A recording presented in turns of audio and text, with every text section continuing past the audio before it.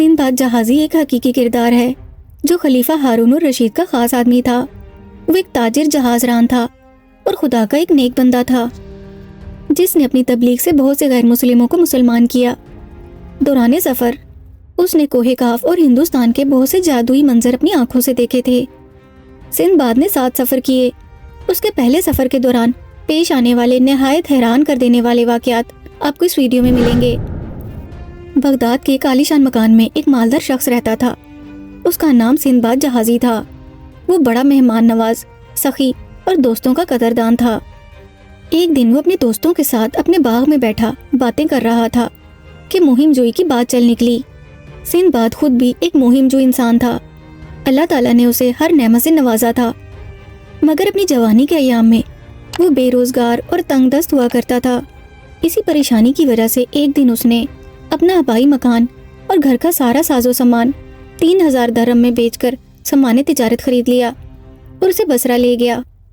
ایک بہت بڑے عرب بحری جہاز کے کپتان نے اسے بتایا کہ سب مشہور تاجر اپنا مال تجارت اس کے جہاز پر لے جا رہے تھے۔ اس جہاز نے مشرقی جزیروں کی طرف جانا تھا۔ تاجروں نے وہاں اپنا مال بیچ کر ہیرے اور جواہرات خرید کر پھر اسی جہاز سے بصرہ واپس آنا تھا۔ سندباد نے بھی اسی جہاز پر جانے کا ارادہ کر لیا۔ چنانچہ معاملات طے کر کے اس نے اپنا اسباب جہاز پر لاد دیا۔ 1 ہفتے کے بعد جہاز مشرق کی طرف روانہ ہوا۔ راستے میں آنے والی 3 مختلف بندرگاہوں سے انہوں نے کچھ خرید و فروخت کی اور آگے روانہ ہو گئے۔ ایک دن جہاز ایک چھوٹے سے جزیرے پر پہنچا۔ کپتان نے بتایا کہ یہ جزیرہ اس نے پہلے کبھی نہیں دیکھا تھا۔ چھوٹی چھوٹی گھاس سے پتہ چلتا تھا کہ وہاں تازہ پانی بھی ہوگا۔ چنانچہ وہ جہاز کو ساحل کے قریب لے گیا۔ مسافروں میں سے کئی آدمی برتن لے کر پانی کی تلاش میں اور کچھ محض سیر کے لیے اترے۔ سندباد بھی ان کے ساتھ ہو لیا۔ کچھ ملاحوں نے کھانا بنانے کے لیے ساحل پر خشک گھاس جمع کر کے آگ جلائی۔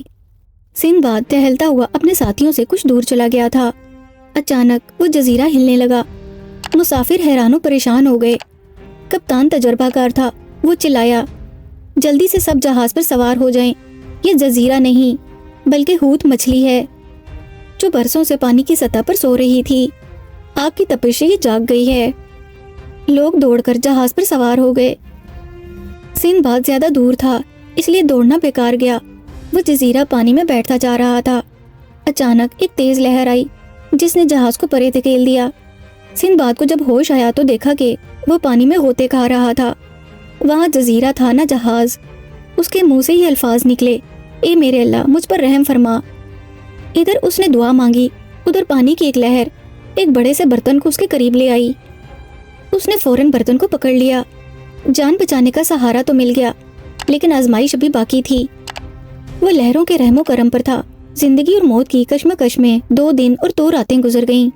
انگلیاں سن اور بازو شل ہونے کی وجہ سے سندباد پر مایوسی طاری ہونے لگی تھی۔ ڈر تھا کہ برتن ہاتھوں سے نہ چھوٹ جائے، لیکن نہ جانے کب ہوا کے تھپیڑے اسے ساحل کی طرف لے گئے۔ ذرا ہوش آیا تو دیکھا کہ وہ ایک درخت کے نیچے پڑا ہوا تھا۔ پھر کافی دیر کے بعد وہ پانی اور غذا کی تلاش کے لیے اٹھا۔ اس کے پیروں پر مچھلیوں کے کاٹنے کے نشانات تھے۔ اس نے جان بچ جانے پر اللہ کا شکر ادا کیا۔ اس کی آنکھیں ادھ کھلی تھیں اور وہ گھسٹ گھسٹ کر چلتا جا رہا تھا کہ یکدم کسی چیز سے جا ٹکرایا۔ دیکھا تو وہ ایک پھلدار درخت تھا۔ قریب ہی صاف شفاف پانی کی ایک ندی بہہ رہی تھی۔ اس نے اللہ تعالیٰ کا بے حد شکر ادا کیا اور گھونٹ گھونٹ پانی پی کر پیاس بجھائی تو بدن میں کچھ تازگی آئی۔ پھر پاؤں دھو کر کچھ دیر یوں ہی بیٹھا رہا۔ بعد میں درخت کے پھل کھا کر وہیں پر سو گیا۔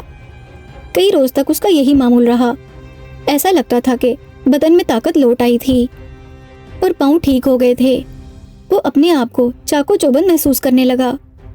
اس ساحل سمندر پر کبھی کوئی جہاز آئے گا بھی یا نہیں وہ نہیں جانتا تھا، مگر وہ اللہ کا نام لے کر آگے بڑھنے لگا۔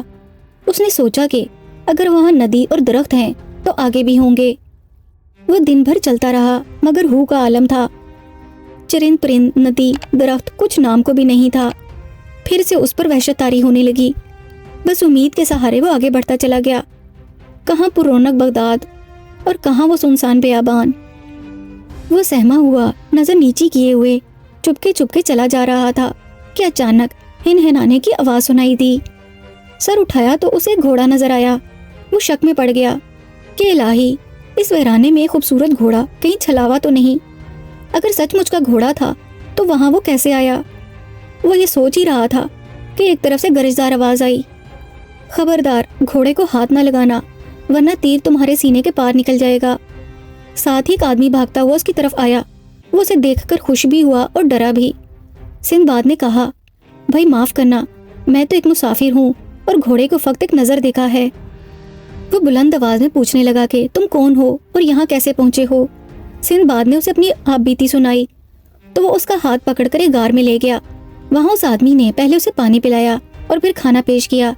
फिर बोला कि वाकई अल्लाह ने तुम पर बड़ा करम किया है।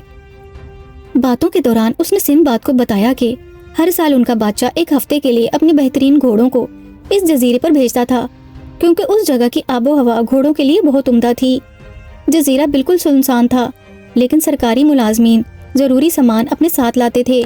हफ्ता भर घोड़ों को वहां रखकर वापस ले जाते थे। कुछ देर के बाद दूसरे मुलाजिम भी अपने अपने घोड़े ले आए। उन्होंने भी सिंदबाद की आपबीती सुनी। सब ने उससे हमदर्दी का इजहार किया और उसे अपने साथ ले जाने की हामी भर ली। अगले दिन उनका काफिला वहां से चल पड़ा। सवारी के लिए उन्होंने सिंदबाद को भी खूबसूरत घोड़ा दिया था। रास्ते में उन्होंने बताया कि उनका बादशाह बहुत नेक है, वो रियाया को अपनी मेहरबानियों से खुश रखता है और लोग उस पर जान छिड़कते हैं, और ये कि वापस जाकर वो बादशाह से सिंदबाद का जिक्र भी करेंगे। जब वो शहर के करीब पहुंचे तो मुलाजमों ने बादशाह तक खबर पहुंचाई और सिंदबाद को तलब किया गया। बादशाह ने तवज्जो से उसकी दुख भरी दास्तान सुनी और उसे नया लिबास दिलवाया। वहां उम्मीद से बढ़कर उसकी तवाज़ो की गई। चंद ही दिनों में बादशाह का सिंदबाद पर एतमाद कायम हो गया।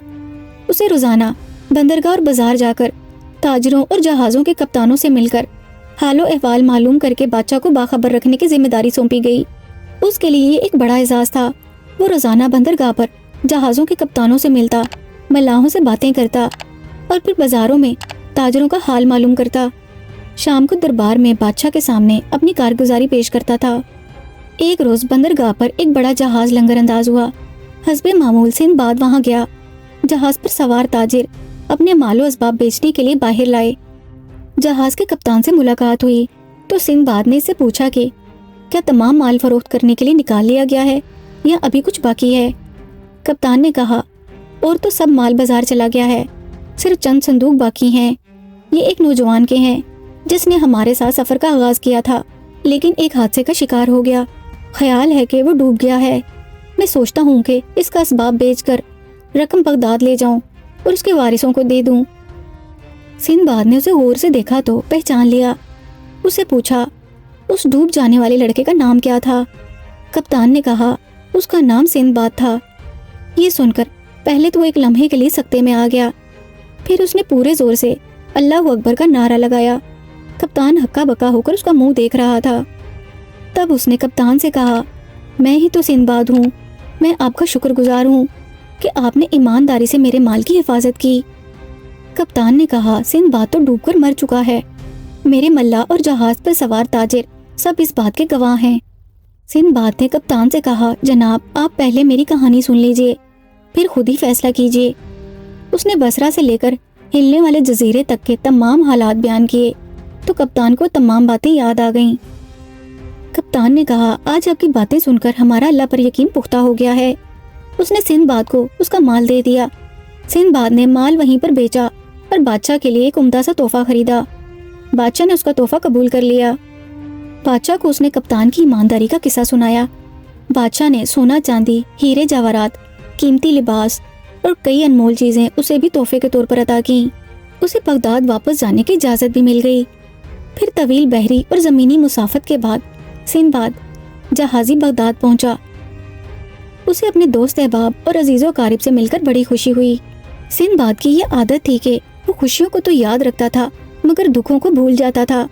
अगर इंसान नेमतों को शुक्र अदा करे तो अल्लाह तबारक व तआला इन नेमतों को बढ़ा देते हैं। लिहाजा अल्लाह ताला से हमेशा रहमत की उम्मीद रखनी चाहिए। मोहतरम नाज़रीन, अगर आपको हमारा आज का वाक़या पसंद आया हो तो इस वीडियो को लाइक और शेयर कीजिए और इस तरह के मज़ीद वाक़या सुनने के लिए हमारे चैनल इशाल इस्लामिक स्टोरीज़ को सब्सक्राइब कीजिए।